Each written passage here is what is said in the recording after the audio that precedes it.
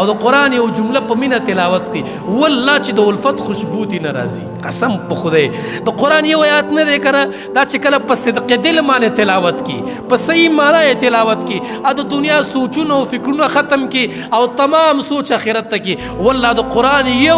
ټکی د خوشبو نه ډک دی والله یو ټکی نه دی دومره خوندور خوشبو کوي چې د دنیا یو عطر مرته نه رسیږي او بیا د الله دومره خوږی خبرې د پیغمبر نه نقل شوی دومره خبرې بیا من اورېدلې حیران به د قرآن دی مینې ته حیران به د قرآن دی الفت ته حیران به د قرآن دی لذت ته یو خو یې زه وایم چې بس نه په معنا خبر یم نه په مفهوم خبر یم نه مې پکې کله سوچ کړی دی او نه یې سوچ ته وزګار یم د طوطي ګردان دی او کو حقیقت کې د قرآن یو جمله بیان کی یا ایها الذین آمنوا لا تقنطوا من رحمت الله دا چې کله صحیح وایې که نه صحیح دا نه بله یاد ووایه بل چې هغه آیات ویا چې په هغه کې د کافر سپکواله بیان دی په هغه کې کافر ته بده خبره شوې ده خو د قرآن خپل یو خوشبو ده د قرآن خپل یو لذت دی د قرآن خپل یو خوند دی د قرآن خپل یو میټاس صيغت خپل راوچتیږي نو خدا لذتونه هر سړی نه مخصوصي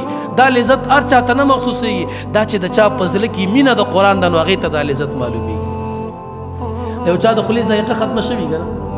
اکثر بیماران د ذایقو هغې له چې تصور کړي هغې په خولو د ذایقې پته نه لګي زمونږ د خولونه زمونږ د دماغونه زمونږ د ژبو نه د قرآن د لذت ذایقه ختمه ده ځکه پرې نه پوهېږو